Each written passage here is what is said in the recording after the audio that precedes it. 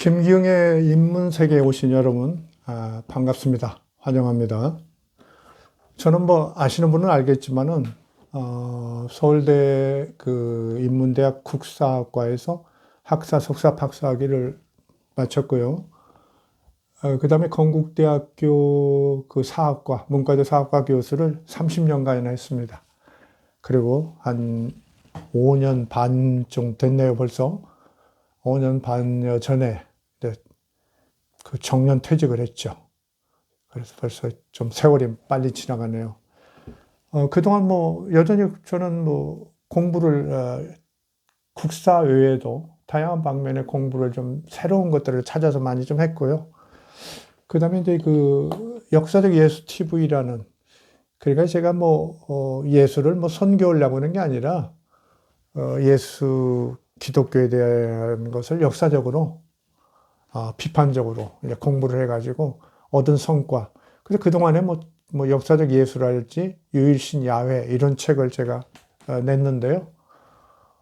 반응이 좀 괜찮았습니다. 그래서 그것들을 그 유튜브 채널을 통해서 이렇게 소통하는 그런 어떤 걸로서 역사적 예술 TV라는 걸 가졌는데, 이제는 제가 이제 그 인문학 일반, 뭐 제가 원래 가지고 있던 한국사를 위시해서 뭐 종교 철학 등 인문학 일반을 얼마나 뭐 그 할 수 있을지 모르겠지만 가끔, 자주는 못할 것 같아요.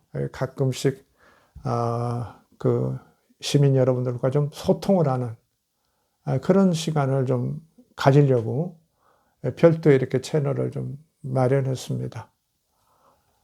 많은 성원해 주시기를 바랍니다. 그런데 이제 제가 오늘 그 가져온 주제가 탐나 삼성 신화의 미학입니다. 제주도 탐나. 제주도 참 아름답죠. 참 아름답습니다. 만약에 이제 제주도가 우리 역사에 편입되지 않았다고 생각해 보시면 얼마나 많은 곤란함과 답답함, 우리 국군의 어떤 그 폐쇄성 이런 것들이 있었겠죠. 아주 뭐 고마운 섬이고, 그리고 많은 또 훌륭한 인물들 낳았고, 근데 이 제주도에는 설화가 아주 많습니다. 그렇죠? 그 문화 자체의 어떤 그 정체성이 있죠. 그런데 이제 많은 연구가 돼 왔어요. 많은데요. 이제 국학계에서도 많이 이제 서로 협조하고, 다른 분야에서도 이렇게 많이 참여하셔서 연구가 많이 돼서 많은 성과들이 있었거든요. 그런데 어떻게 보면 좀 아쉬운 것 중에 하나, 아주 아쉬운 것 중에 하나가 이 탐나 삼성 신화가 어떤 것이다. 이것에 대한 정리가 아직도 좀 확실하지 않고, 무엇보다도 그 중에 거기 그 모홍열이라는, 좀 제주도에 가면 삼성열이라고 있죠. 그 구멍이죠. 구멍이 3개 있는데 거기에서 솟아났다는 고을라, 양을라, 부을라에 대해서 어떤 좀 실체적 접근 이런 것이 좀 잘 안 돼 있고, 그런데 많은 분들이 그러는 거예요. 그 당시 뭐 이게 이 이야기를 보면은 아주 뭐 그 신석기 말, 뭐 청동기 시대, 뭐 늦어도 뭐 철기 시대 초기 뭐 이런 이야기가 앞에 이제 그 전반을 이루고 있는데, 거기서 나온 신화에 무슨 이렇게 성씨를 딱 앞에 둔 뭐 양씨, 고씨, 뭐 부씨 이런 성씨를 사용하는 그런 사람이 있을 수 있겠느냐. 그래서 이제 옛날 우리 그 앞에 선배님들, 선생님들은 뭐 고씨는 숭고함. 그렇죠? 그 다음에 양씨는 좋음, 뭐 부씨는 뭐 뭡니까? 뭐 밝음이던가요? 이런 어떤 그 탐나 옛 그 조상들의 어떤 가치관, 이런 것들이 반영됐을 뿐이지, 그게 그 성씨하고는 관계없다. 이런 그런 이해들이 꽤 있었어요. 더군다나 이제 거기 이상한 게 있죠. 뭐 부을라, 그죠? 양을라, 고을라 할 때 을라가 뭐냐? 뭐 이런 거. 을라는 뭐 어린아이다, 얼라 하는 그런 의미다. 뭐 이렇게 도는데, 그래서 어떤 분은 이제 얼라가 독특하니까 얼라 신화라고 해야 한다. 막 이렇게 크게 아주 그냥 큰 소리를 치신 분도 있는데, 사실 이 얼라라는 건요, 이렇게 탐나 신화에만 나오는 게 아니에요. 고려사를 우리가 이렇게 뒤져보면은 여러분이 그 동여진이라는 걸 한번 쳐보세요. 그 고려사 그 데이터베이스 들어가서 동여진 쳐보면 동여진의 그 고려의 사신으로 왔던 동여진의 추장 중에 서울라, 고울라, 고는 높을 고자는 아니에요. 다른 고자인데 서울라, 고울라 이렇게 그런 칭호가 있어요. 이름이. 그러고 보면은 이게 조금 따져봐야 할 문제가 많아요. 그 옛날부터 정말 뭐 이렇게 우리 동북아 쪽에 특히 이제 뭡니까? 유목이 아니라 목축하고, 이러는 어떤 분들이 그런 뭐 을라라는 어떤 칭호를 뭔가 우두머리나 이런 이름으로 좀 계속 사용해 왔는지, 그게 이제 동여진에도 남고, 이제 제주도 남았는지, 아니면 어떻게 뭐 좀 이런 설화 같은 걸 만들 때 그런 사람들 이제 만나거든요. 개경에 가면 막 많이 만나니까. 그런 것들을 어떻게 차용했나. 그럴 리가 있겠나. 또 그렇게 생각되는 거죠. 어쨌든 을라라는 것도 다른 것도 있다는 거. 제주만 있는 게 아닙니다. 그거 잘 모르시는 분들이 많아요. 학자들도. 막 주장하고 그래요. 그 국학이 아닌 분야에 계신 분들은. 근데 그거 그렇지 않습니다. 자, 그런데 제가 왜 또 미학이라는 대단한 말을 쓰냐. 탐나 삼성신화의 미학. 제가 이 문제에 관심을 가진 것은 2001년도 3월 말인데요. 날짜도 아는데 다음 시간에 밝히겠습니다. 자료도. 근데 제가 그때 그 건국대 사학과 학생들 인솔하고 제주도 그 답사로 왔는데 그때 이제 삼성열에 갔어요. 3월 28일이더라고요. 확인해 보니까. 그 갔는데 이제 학생들이 발표하는데 그 양을라, 고을라, 부을라 뭐 이런 얘기 하는데 제가 뒤에서 이제 자료를 보면서 이렇게 생각하는데 언뜻 떠오르는 것이 있었어요. 그래서 이제 그 양을라, 고을라, 부을라가 무엇이구나. 특히 양, 고, 부가 어디서 왔구나. 이걸 제가 확실하게 그때 알았어요. 그 누구한테 발설도 않고 이게 남의 그 조상에 관한 얘기고 족보에 관한 것이니까 이거 잘못 말하면 진짜 장이 몇십 대씩이에요. 뭐 100대를 맞을 수도 있는 그런 일인데 잘 된다고 또 얼마나 칭찬을 하실지는 모르겠습니다만은 아주 예민한 문제라서 학자들이 이거 남의 조상 얘기, 족보 얘기, 인물 평가 얘기 이런 거 참 싫어. 좀 뭐라고 할까요? 조금 좀 하기 좀 힘들어 하거든요. 근데 이제 뭐 저는 원래 그렇게 뭐를 이렇게 너무 가리지는 않고 뭐 정당한 거면 뭐 학자로서 다소의 어려움이 있어도 정당하게 발표내야죠. 그래서 그걸 와서 이제 논문도 많이 읽고 몇십 편이 읽고 그 뒤로도 한 10여 년 후에 다시 한번 또 좀 검토를 했고 신중하게. 근데 이제 보니까 24년 6개월이 지났어요. 25년이 다 돼요. 이제 좀 털어야겠다. 저도 이제 나이도 좀 먹고 건강도 있고. 그래서 이걸 논문으로 써서 내보낼 수도 물론 있지만 많은 분들하고 이렇게 소통하고 이런 게 좋겠다. 이 주제 자체가 그 고씨, 양씨, 부씨 이분들이 거의 100만 가까이 있거든요. 그중에 특히 이제 고씨하고 그 양씨는 누가 형님이냐, 고을라하고 양을라가 누가 형님이냐, 그 순서가 어떻게 되느냐. 그래가지고 그 조선 후기 정조 임금 때 1786년 그때 아주 그 고시 쪽에서 이제 상수도 올리고 왜 그러냐면 조선 시대는 이제 조선 시대의 어떤 관찬사들 여기 고려사인데 고려사를 유시해서 세종실록 지리랄지 신등 동국의지승랑에 보면은 다 장활 양을라 양을라가 장남이라고 나와요. 차활 고을라 그 모홍에서 솟아난 삼활 부을라 이렇게 그냥 관찬사들은 똑같이 답서 보니까 나오니까 공식 제사 제주 목사가 제사 지내는데 어떻게 하겠어요? 관찬사서대로 제사를 지내죠. 그러니까 이런 순서로 그냥 고정이 돼 있는 거예요. 근데 고을라들은 이 관찬사서와 이렇게 조금 대립되는 입장에 이 고시들이 갖고 있는 자료들이 꽤 있어요. 이 그 제주 고시들은 그 고려 시대에 전통적으로 그 탐나를 대표하는 성주 역할을 했어요. 쉽게 말하면 이제 부족장, 부족연합장, 부족연합이라고 하기에는 이제 숫자가 좀 그런데 부족장 이런 역할을 했단 말이죠. 성주라고 그러죠. 별성자 써서 여기 이제 여러분 여기 어디 나오는데 여기 있네요. 성주 별성자 성주라고 그러고 뭐 두 번째 세력자들은 왕자라고 하고 그 밑에는 뭐 도내니 도상이니 막 이런다고 그러는데 그 제주도가 뭐 인구가 그렇게 뭐 많이 있다고 생각하면 안 돼요. 요새는 66만 6천 명쯤 되더라고요. 현재. 그런데 이제 그 20세기 초 1910년의 인구 조사를 보면은 여러분 한번 보세요. 14만 몇 명. 이것밖에 안 돼요.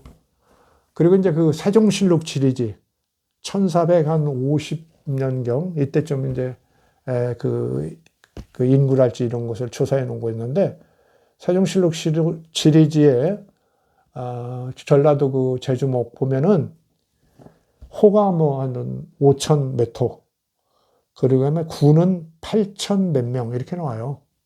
8천 몇 명으로. 근데 한참 위에 올라가면 몇백 년 올라가겠죠. 당회효라고 이제 중국 측 그 책이 있는데 사서가 있는데 당회효에 보면은 이제 탐나는 마을이 5개, 부락이 5개고 민호가 8천이다 그렇게 나와요. 그러니까 그렇게 뭐 그래도 8만쯤은 되겠죠. 8천호에 5명에서 58, 44만쯤은 되지 않을까 이런 거 생각도 할 수 있는데 그렇게 쉽게 말할 수 없어요. 왜냐하면 아까 얘기한 대로 세종실록 지리랄지 이런 것도 보면 그렇고 전통적으로 또 우리나라 섬은 인구가 그렇게 많지도 않고 국가에서 중앙에서 그렇게 섬으로 사람들 들어가고 이런 거 별로 안 좋아하죠. 그리고 이제 뭐 섬에서 사람들을 오히려 내보내는 또 그런 일도 있잖아요. 왜 그러냐면 이제 외구들이 많이 들어오고 그렇죠? 고려 말에는 그 뭐 산별추해난 이런 것도 있고 그렇기 때문에 어쨌든 그 인구가 그렇게 많지는 않아요. 그래서 이 탐나, 제주 옛날에 인구는 우리가 이제 너무 많다고 할 수 없는데 하여튼 그 양을라, 고을라, 부을라 특히 이제 그 양을라고 고을라 굉장히 그 순서 누가 형이냐로 그 조선 후기에도 그랬지만은 그 사실 이게 고려사랄지 이제 고씨 가승들 이런 것들이 이제 대립된다고 그랬는데 두 쪽의 자료를 보면 이 고려사랄지 관찬사서는 다 양을라가 장자라고 나오는데 장흥 고씨 가승을 이슈해서 장흥 고씨는 뭐냐면 이제 여러분 뭐일 텐데 원래 이제 고씨도 이렇게 나눠진 중에 장흥 고씨가 있는 건데 지금은 합쳤어요. 하나 이제 파루 제주 고씨에서 이제 나왔던 그 한 파인데 성씨인데 파로 이제 다시 들어갔단 말이죠. 가승이라는 건 이제 족보 만들기 위한 사전 뼈대 같은 자료, 기초 자료 이렇게 그냥 집계 위주로 이렇게 간략히 쓴 것을 가승이라고 그래요. 족보 만들기 전에. 그래서 이제 우리가 이제 이 그 고려말 특히 조선 초에 보면은 이제 족보들 막 만들거든요. 조선 건국하고 막 사림들이 그 지역에서 막 족보 만들죠. 문화유 씨, 안동권 씨 막 족보 막 목판으로도 나오고 그러죠. 이럴 때니까 이제 고시들도 이제 그 족보를 만들려고 좀 움직였었어요.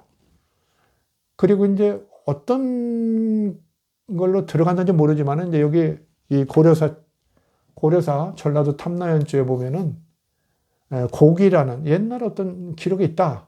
그래서 거기에 이렇게 모홍열에서 새 신인이 나왔는데 장자는 양을 나고 차자는 고을라다. 삼자는 부을라다. 이렇게 나와요. 그러면서 이제 그것도 이제 이 새 그 총각이죠. 총각이 이제 뭐 사냥하고 뭐 이러고 있는데 일본국에 어떤 배가 이렇게 떠내려오죠. 그 상자가 떠내려왔는데 열어보니까 거기서 뭐 새 여자, 이쁜 아가씨, 젊은 아가씨들 셋이 나와죠. 일본국의 공주다. 그리고 그 뭐 거기에 뭐 곡식, 뭐 그다음에 송아지, 뭐 이런 거 먹고 살 것들, 이런 농경의 자료들 이런 게 들어왔다. 뭐 이런 게 있어요. 그러면서 장차 우리 왕이 일본 왕이 장차 그 이 새 신인이 새 그 청년이 나라를 열 개국이죠. 장차 나라를 열 것이라고 그 마음을 먹고 있을 것을 알고 있기 때문에 이렇게 자기 공주 셋을 보내니까 결혼해서 이렇게 개국하도록 이렇게 하십시오. 이러면서 사신은 어디로 그냥 날아가 버렸다 그러죠. 그래서 이제 새 청년이 뭐 화살을 쏘아서 땅을 점칠 때 양을라가 제1도, 고을라가 제2도, 부을라가 제3도를 차지했다. 뭐 제주시에 가면은 1도동, 2도동, 3도동이라고 아마 도자는 좀 다르게 하는지 모르겠는데 그런 게 있죠. 어쨌든 그런 게 있습니다. 그러면서 뭐 그래 여기까지가 사실상 이런 얘기로 그러니까 제1도, 2도, 3도 차지하고 잘 먹고 잘 살았다. 그게 이제 일종의 어떻게 보면 부족 국가라고도 할 수 있고 시족 국가라는 말을 쓰기가 참 어려운데 이런 아주 그 소국가 요걸 이제 새 청년이 만들었다 이렇게 보이는 면이 있는 거죠. 그래서 도자를 이렇게 수도할 때 도자를 이렇게 딱 쓰고 그러는데 그 그 새 청년이 무슨 뭐 그때 인구도 없고 먹고 살 것도 그렇게 많지도 않고 그런데 뭐 큰 무슨 중앙 집권 국가를 세울 것도 아니고 그러니까 셋이 각각 가서 자기들 나름대로 차지한 대로 나라라고 그냥 편의상 나라라고 말할 수 있는 그런 걸 세웠다. 이게 건국 신화예요. 그 원래 건국 신화가 있었던 거예요. 저 먼 옛날 신석기 말 아니면 청동기 늦어도 이제 철기 초기 이럴 때 어떤 그 정착 과정, 그다음에 농경의 유입 이런 것들, 그다음에 이제 외부에서의 일부 주민의 이런 유입 이런 것들을 해서 뭐 대단한 나라는 아니지만은 나라라고 좀 이렇게 말할 수도 있는 어떻게 보면 마을 국가죠. 마을 국가, 시족 국가. 이런 거 뭐 인구도 뭐 얼마나 됐겠어요. 한 몇천 명씩 됐겠죠. 많아도 그런 것을 이렇게 해서 세계의 어떤 뭐 그냥 쉽게 얘기하면 세계의 뭐 부족 국가 이런 걸 만들었다. 뭐 이런 얘기일 수도 있는 거예요. 그러다가 뭐 이제 나옵니다. 15세 손 고우 고청 3인 형제가 배를 만들어서 탐진에 이르니 전라남도 강진이에요. 배 타고 갔다는 거예요. 강진까지. 신라가 크게 번성할 때라. 그런데 그때 이제 신라에서 누가 이렇게 보니까 신하가 보니까 남쪽에서 이렇게 객성 별이 손님별이 멋있게 떴습니다. 왕에게 보고하죠. 귀한 손님 오실 겁니다. 그 왕이 이제 기다리고 있다가 이 새 고우고청 그다음에 그 다음 사람은 이름이 없어요. 이렇게 세 사람을 맞이했다. 그래서 잘 대접하고 장자에게 신라왕이 어느 왕이라고는 안 나와 있어요. 장자에게는 성주, 둘째에게는 왕자, 막내에게는 도내라고 이렇게 주었다. 뭐 이런 얘기가 나와요. 의포는 의포예요. 국호가 아니고 의포는 탐나라고 했다. 뭐 이런 얘기가 이제 나옵니다. 그러다가 또 자손이 번성하며 그 신라죠. 신라 나라를 정성껏 섬기면서 고씨는 성주로 여기 또 한번 설명해 줘요. 양씨는 왕자로 부씨가 도상이 되었다. 뒤에 양을 양으로 고쳤다 한다. 이게 이제 고기의 내용이에요. 제법 그럴듯해요. 제법 그럴듯해요. 그 다음에 이제 역사적인 것들이 나와요. 또 삼국유사에 수록되고 쭉 나옵니다. 그래서 뭐 이제 백제하고 교류한 거, 동성왕 때 뭐 백제가 이렇게 조공을 탐나가 안 내니까 침략을 내었던 얘기랄지 이런 역사. 근데 고려에 와서 역사 쭉 나옵니다. 이게 이제 고려사건 57 전라도 탐나연조에 나오는 이야기들이에요. 근데 아까 말씀드렸지만은 아마도 뒤에 양을 양으로 고쳤다. 여기까지. 지금 양씨는 이 양자를 쓰죠. 좋을 양자를 쓰는 게 아니라 그렇죠? 이거 들보 양자. 들보라고 그러죠? 다리 뭐 이런 거 들보 양자를 쓰는데 지금 양씨는 이렇게 쓰죠. 양. 이것까지도 딱 해놨어요. 근데 이 양을 고쳤다. 이건 나중에 말씀드리겠지만 이것도 그냥 나온 얘기가 아니라 신라에서 지명들이 이렇게 다 고쳐져요. 원래 양을 이렇게 단순하게 쓰다가 조금 어려운 글자 양으로 이렇게 고쳐집니다. 그것도 또 알고 여기다 딱 써놨어요. 그리고 성씨도 그래서 바꿨다는 거. 그러고 보면 신라와의 교류가 좀 있었다는 거 우리가 좀 눈치챌 수 있죠. 근데 이제 이쪽 고씨 즉 장흥 고씨 가승이랄지 그 다음에 이제 그 정의호라는 당시에 아주 그 예문관 대제학을 지낸 요새로 말하면 이제 교육부 장관급이죠. 그 정의호라는 분이 1416년에 좀 제일 빨라요. 이건 기록이. 성주 고씨 가전 이걸 이제 그 고득종이라는 고씨 집안 제주도 고씨 집안 출신의 젊은 그 관료가 이제 자기 그 일종의 가슴 같은 걸 가지고 왔었겠죠. 그러면서 이제 그 족부를 만드는데 좀 앞에 좀 서문 같은 거 써주십시오. 그러니까 이 정효라는 분은 뭐 그 성균관 대사상도 지내고 당시에는 예문관 대제학, 뭐 교육부 장관급을 지내는 분이니까 아주 성리학자고 대단한 성리학자죠. 이분이 이제 진주정씨인데 이분이 이제 성주 고씨 가전을 쳐요. 이게 이제 동문선에 전합니다. 여러분이 한국 고전 종합 데이터베이스 거기에 들어가 보면 번역이랑 다 나옵니다. 근데 이제 정효라는 분은 이제 성리학을 제대로 공부하신 분이니까 그래 말이에요. 대단한 학자니까 그냥 제주도에서 써온 이런 고기에 나오는 이런 무슨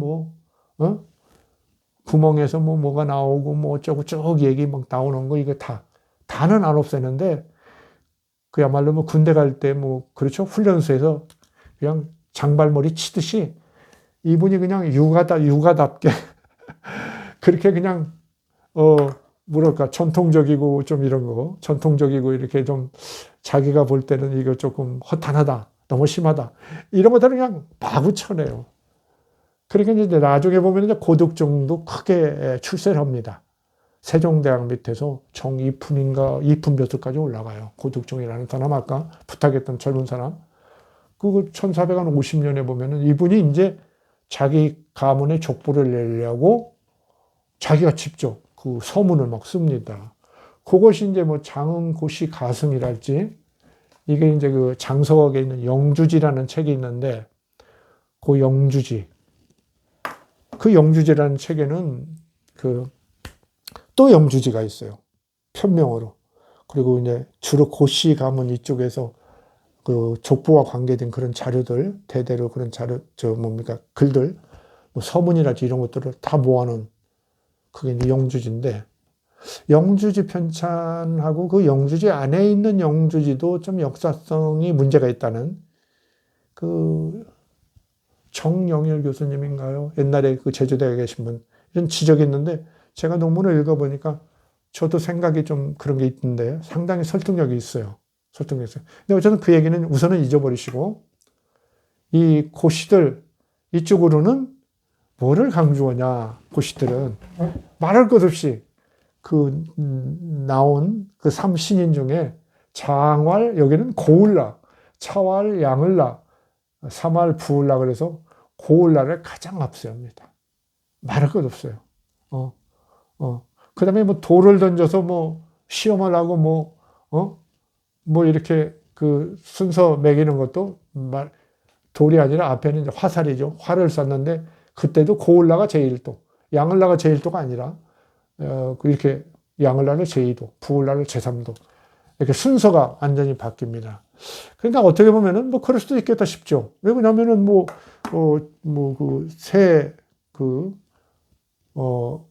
고을라, 양을라, 부을라 셋이 각각 나라를 세운 거고 그때 뭐 순서라는 게 그렇게 누가 매긴 건가? 그 순서를 누가 매겼으면 뭐 어떻게 우리가 알 수 있나? 생각해보면 그런 거죠. 저 뭐 신화 속에 나오는 구멍에서 나왔다는 얘기도 이상하지만 그 세 사람의 순서를 누가 알겠는가? 그런 것도 한번 생각해 볼 수 있는 거죠. 그리고 더군다나 이제 각 고씨나 양씨나 부씨나 이쪽에서는 그 인지상정 아니겠어요? 자기 성씨의 할아버지가 제일 앞에 그냥 써놓을 가능성. 그거 좀 있단 말이죠. 그런 것도 있어요. 더군다나 이제 고을라는 또 뭐가 좀 있냐면은, 고씨는 뭐가 있냐면은, 고려시대의 고씨들이 그 첫 번째 대표 성주가 되거든요. 그러면 그 고씨 그 족장이 성주가 된단 말이에요. 그 이제 신라로 말하면 이제 이사금 마릿간 하듯이 이사금 이런 거 되는 거예요. 신라에도 그래 이사금 시대 이런 때 보면은 뭐 부 비슷한 게 있죠. 여러 그런 부족이 있는데 그 중에 가장 잘 나가는 부족의 그 족장이 이사금 이렇게 한단 말이에요. 그래서 그게 너무 세지면 이게 마릿간이에요. 마릿은 그냥 불뚝 솟은 마루 같은 뭐 이렇게 머리 같은 그래서 김씨들이 이제 막 득세할 때는 마릿간이라고 하죠. 바로 왕으로 가버리죠. 그러니까 탐나는 그런 정도는 아니라는 거.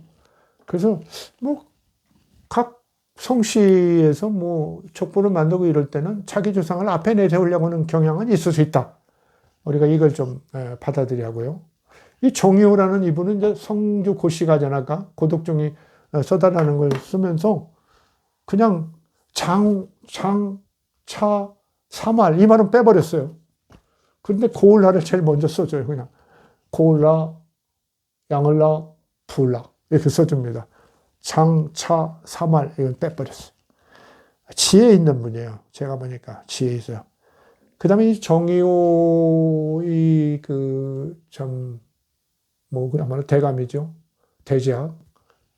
정의호 선생의 이런 성조 고시 가전을 제가 보고 이걸 굉장히 이제 비판적으로 본 분들도 있어요. 너무 이제 전통적인 걸 너무 없애고 그랬다. 근데 그 당시에 뭐 대유학자고 그러죠. 현직이었거든요. 예문관 대제학인데 그런 그냥 뭐 옛날 얘기 무슨 산속에서 어쩌고 뭐 활 쏘고 뭐 이런 얘기 뭐 상자 속에 뭐가 나오고 어쩌고 이런 얘기를 이 양반이 뭐 다 믿고 써주겠어요. 그냥 카트를 했단 말이죠. 그럼에도 불구하고 뭔가 아주 예민한 그런 감각을 보이는 게 있더라고요. 그건 제가 이제 다음 주제들 강의할 때 그걸 좀 보여드릴게요. 어떻습니까? 그러면 이 뭐야 고려사랄지 이런 쪽에 뭔가 양씨 집안에서 뭔가 자료를 보냈거나 압력이 들어갈 가능성은 없는가? 이런 얘기도 뒷얘기가 좀 있죠. 확실한 건 아니지만. 여러분 잘 아는 양성기라는 사람이 바로 이제 남원 양씨예요. 양씨는 대표적으로 이제 그 제주 양씨에서 남원 양씨가 나왔다고 그러거든요. 그 제주 양씨에서 남원 양씨가 나왔는데 육지로 나온 남원 양씨가 더 번창했어요. 그 남원 양씨는 지금 한 30만, 제주 양씨는 14만 명? 이 정도밖에 안 돼요. 제주 고씨는 한 30만 됩니다. 그래서, 근데 이제 남원 양씨하고 제주 양씨하고는 그 DNA가 아주 근사하대요. 그래서 같은 일족이라는 게 판명됐다고 그러는데, 어쨌든 그 양성지, 대단한 사람이거든요. 공부도 많이 했고, 아주 의욕적이고, 야망도 있고, 아주 출세했죠. 아주 나중에는 훈구 대신이 돼가지고, 이제 그 대간들의 공격도 받고 그러는데, 아주 그 젊은 날부터 뭐 이렇게 상소 같은 거 많이 올리고, 의견, 뭐 왕한테 무슨 뭐 의견 많이 개진하고, 근데 이분이 아주 젊었을 때, 그 초기에, 이 고려사 지리지 편찬의 그 마지막, 끝물에 이분이 들어갔어요. 그래서 그분이 가가지고 뭐 고쳤다는 얘기가 아니라 어쨌든 양성지의 역할을 제가 볼 때는 제가 어제 그 논문도 좀 읽어봤어요. 양성지라는 분이 어떤 분인가 그래서 어떤 석사학위 논문을 좀 긴 걸 좀 읽어봤는데 이분이 참 의욕적이고 적극적인 사람. 이러다 보니까 어떨까?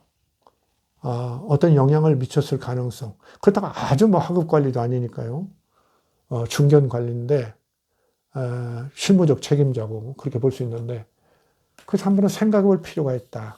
그러나 이제 고려사 이 지리지가 사실 뭐 고려사 그 지리지 팀에서 새로 뭐 만든 게 아니라, 그 앞에 이미 사실 뭐 신찬 팔도 지리지 뭐 이런 것들이 나와 있거든요. 그래서 그런 기록들 상당히 그 앞에 나와 있는데 그런 기록들을 가져다 쓴 것이다.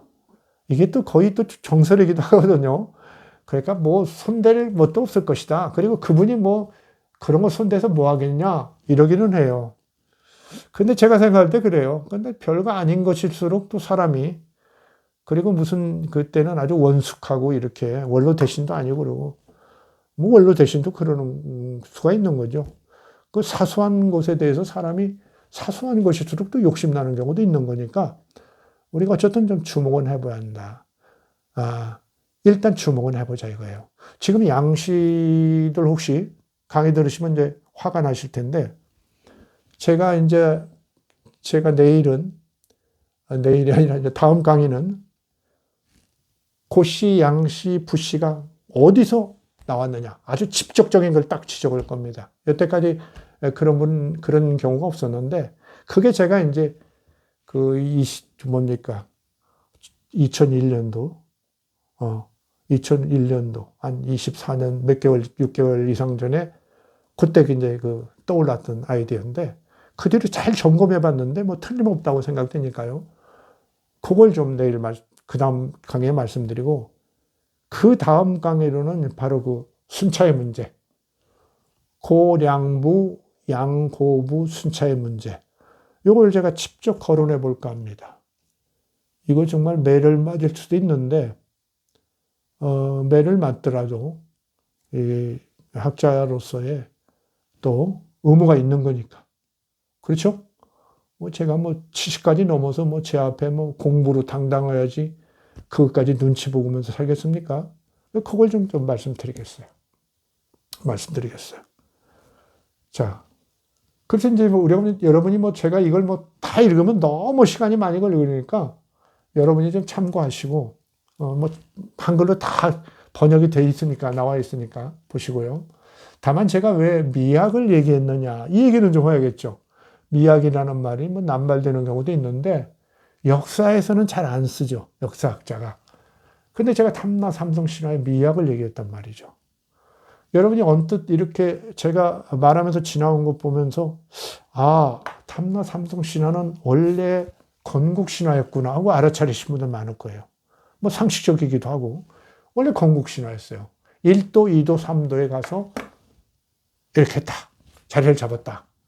이런 겁니다. 근데 또 한 번 건국 신화. 이제 탐나국이 더 커져서 뭔가 성주의 뭐 주도권이 나타나는 그런 이야기를 또 한 번 집어넣었어요. 그 뒤에. 그러면서 고씨가 성주를 했기 때문에 이렇게 고씨가 성주로, 양씨는 왕자로, 부씨가 도상으로 됐다.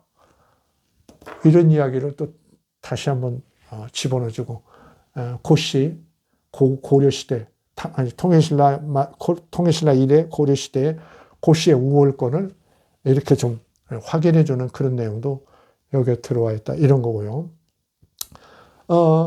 그러면서 이제 제가 말씀드리는 건, 아까 이제 언뜻 말씀드렸는데, 어떻게 그렇게 뭐 신석기 시대랄지 청동기 시대, 혹은 철기 시대 초기에 고씨, 양씨, 부씨가 있겠냐 이거야.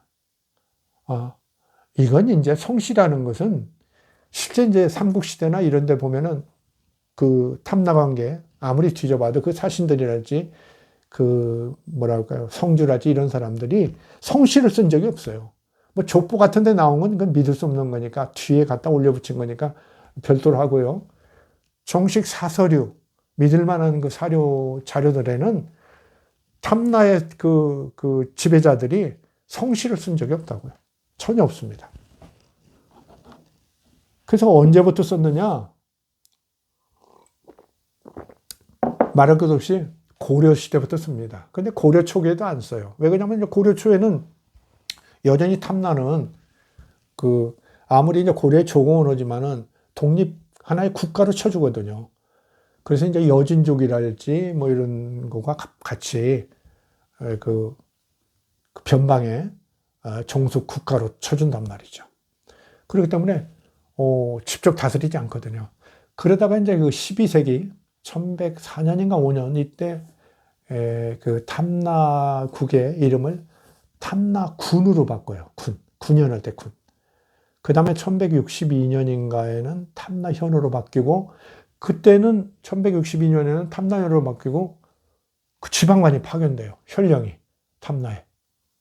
그러니까 이제 완전히 제주가 완전이라는 말은 좀 어폐가 있지만 그 이제 9년 체제로 이제 들어가는 거죠. 근데 그 앞에는 그렇게 고려의 지배 체제 안에서 자율성이 확보되어 있기 때문에 큰 문제가 안 되거든요. 근데 고려는 이제 고려 태조가 이제 후삼국 통일한 다음에 토성 분정을 해요. 그 지방의 유력자들한테 지방에 있는 사람들한테 다 성씨를 나눠줘서 정해주거든요. 우리들이 갖고 있는 아주 명문가들 아니면은 이제 대부분의 성씨들이 그런 토성 분정으로부터 나왔다고도 볼 수 있겠죠. 근데 이제 고려는 아까 얘기한 대로 그때는 독자적인 때고, 탐나는 독자적인 때고, 탐나에서 성씨 쓸 일이 얼마나 있겠습니까? 그냥 안 쓰거든요. 안 써요. 그래서 이제 고려사 같은데, 고려사 저료 같은 걸 검색해봐도, 우리가 검토해봐도, 대개 이제 11세기, 1140년 이후, 그 다음 그때 1140년 이후, 특히 이제 고려 문종 때, 아주 고려가 그냥 해동성국으로 날릴 때거든요. 그냥 무역도 많고, 외국 저 멀리서도 막 많이 오고 그럴 때인데, 그때 이제 탐나도 열심히 조공하고 그러는데, 그때 이제 고시성을 성주들이 여러 번 사용해요. 다 쓰지는 않는데 상당히 사용합니다. 제법 사용해요. 근데 양씨나 부씨는 안 나타나요. 저 뒤에 가면 이제 좀 일부 있을 수 있지만, 어쨌든 그렇게 초반에 성씨가 형성된다고 여겨지는, 그때는 이제 제가 볼 때는 11세기인데, 그 문종 때라지 이때 됐다고 보이는데, 더군다나 그때 이제 고유라는 사람이 있는데, 고시성을 가진 그 성주의 후손인데, 그 빈공가를 봐가지고 이제 고려의 과거로 진출해가지고, 취임을 합니다. 관리로. 그 아주 성공해요. 우보계까지 아주 높은 자리까지 올라가죠.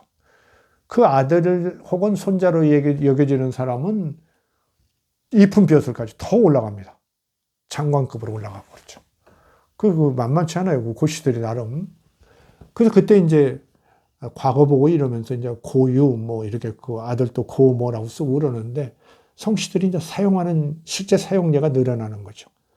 그러면 이제 고시들이 쓰이는데, 그건 나중에 또 말씀드릴게요.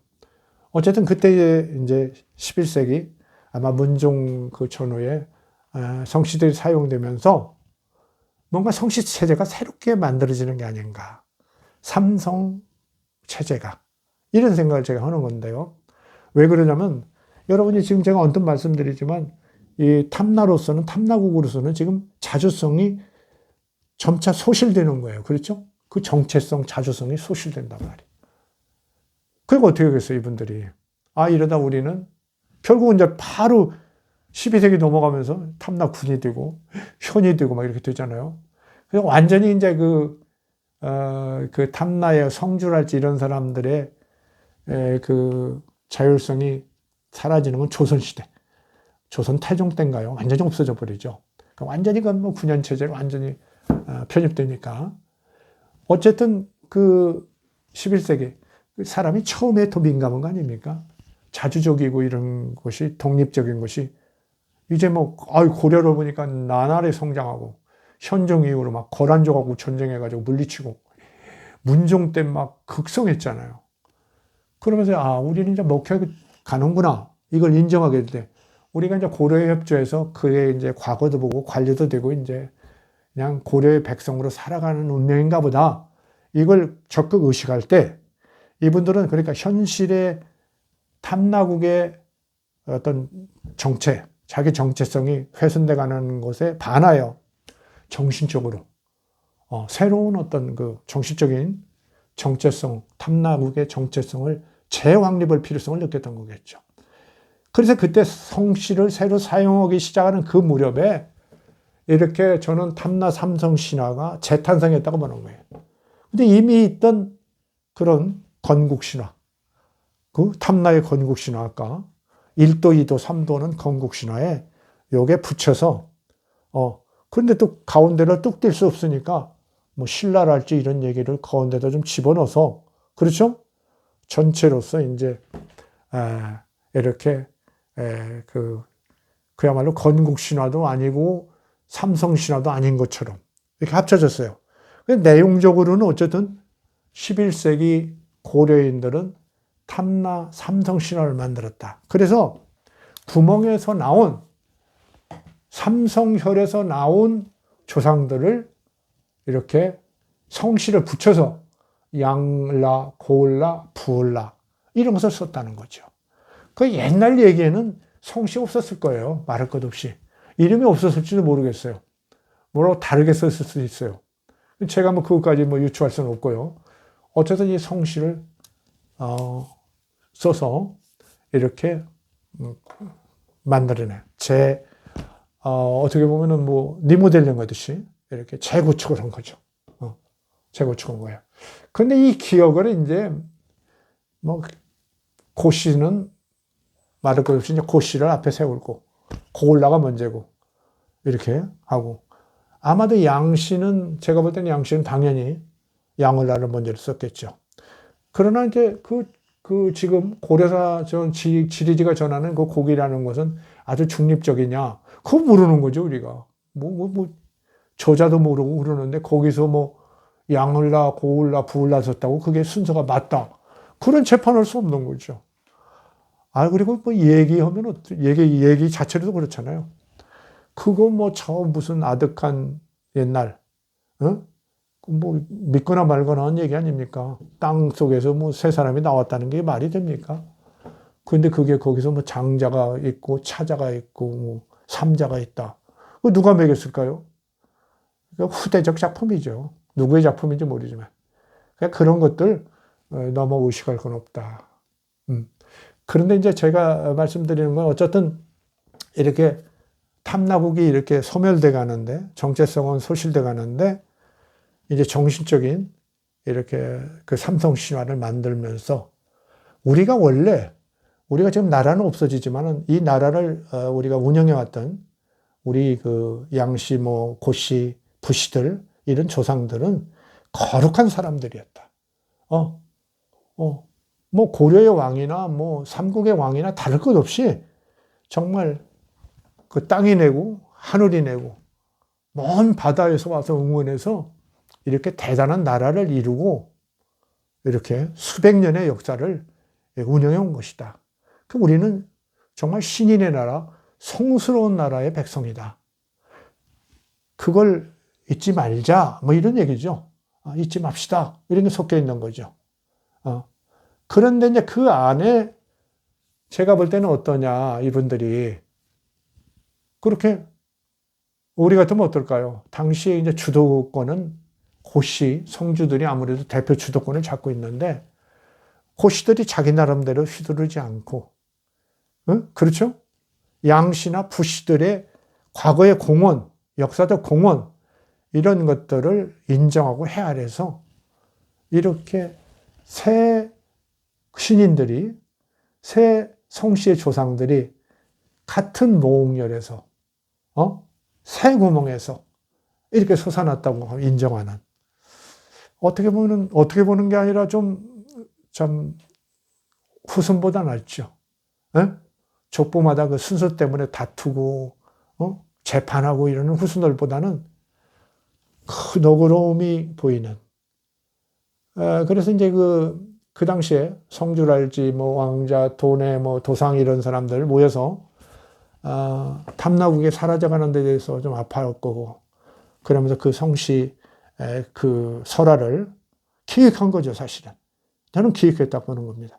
기획하면서 그분들의 마음. 그러면서 우리들이 과거에 어떤 주도권이랄지 이런 것이 이제 교체될 수도 있잖아요. 교체되지 않더라도 서로 협조해서 우리가 어떤 그 성씨의 조상들이 협조해서 이 나라를 잘 유지해 왔는데, 그걸 우리가 그분들을 그 성스러운 우리 조상들을 모시고 정말 아름다운 기억으로 남기자. 그 체제를 이제 만들어낸 거죠.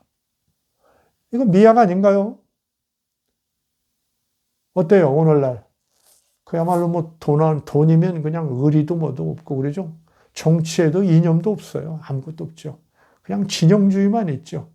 그렇죠? 그래요. 모든 사회가 다 그래요.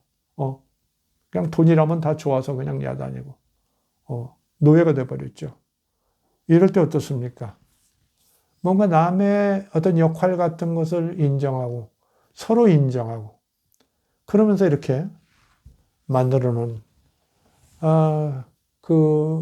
고시, 양시, 부시, 고려, 제가 볼 때는 이제 그 11세기의 그런 지도층, 지배층들인데, 그분들이 이렇게 탐나 삼성신화를 새롭게 만들어낼 때 어떠냐? 그거 참 멋있지 않느냐 이거예요. 다시 한번 보자는 겁니다. 우리가 이제 문제가 있는 것들도 이제 헤쳐서 진실을 한번 보면 이분들의 의도로 비춰볼 때는 그것도 별거 아닐 수도 있지 않는가 이런 생각까지 하면서 제가 이렇게 감히 탐나 삼성신화의 미학이라는 제목을 가져왔어요. 그리고 한 가지 좀 추가할 것은 흔히 이제 이 신화를 삼성신화라고 하는데 이건 부족해요. 이건 삼성신화이기는 하지만 신라에도 삼성신화가 있거든요. 삼성이 있고 신화들이 있어요. 그건 각기 신화가 있죠. 거기에는. 그러나 이건 전 세계적으로는 또 있을 수도 있는 거예요. 근데 이제 기존의 조사한 바로라면 세 조상을 한 마을에서, 한 지역에서 제사 지내는 예는 제주도 외에, 육지에서는, 포항 있죠? 포항시. 포항시의 포항시 남구 구룡포의 대포리라는데 같은 마을에 사는 세성씨. 근데 사실은 조선시대에 들어온 분들이에요. 조선시대 그 마을에 들어와서 마을을 이룬 세 조상으로 이루는데, 거기도 누가 먼저 들어왔냐? 1등, 2등 간에 약간의 순서 갈등은 있다고 그래요. 그런데 규모나 역사성, 여기는 또 국가를 이룬 거기 때문에 이 탐나 삼성신화, 이건 또 우리가 좀 특별한 의미를 갖고 보자고. 더군다나 아까 얘기한 대로 그냥 단순히 삼성신화가 아니라 탐나 삼성신화예요. 왜냐하면 이건 탐나국의 역사가 담겨져 있고 탐나국의 정체성의 소실과 그걸 기억하려고 하는 그런 노고와 눈물겨운 어떤 기획이 있고 그런 어떤 아련한 그런 마음, 애착, 그러면서도 서로를 배려하는 과거의 역사를 긍정적으로 평가하는 정말 한국사에서는 그렇게 쉽지 않은, 그렇죠? 우리도 어때요, 요새? 아무리 앞에 은혜를 입었어도 나에게 기회가 오면 에라 너 죽어라 이러는 것이 일상적인 거 아닐까요? 근데 그렇지 않은 이런 새 어떤 지도층들이 보이는 놀라운 어떤 이 화음, 정말 하모니, 이거 우리가 한번 기억해 보자는 거예요. 그러니까 탐나 삼성 신화예요.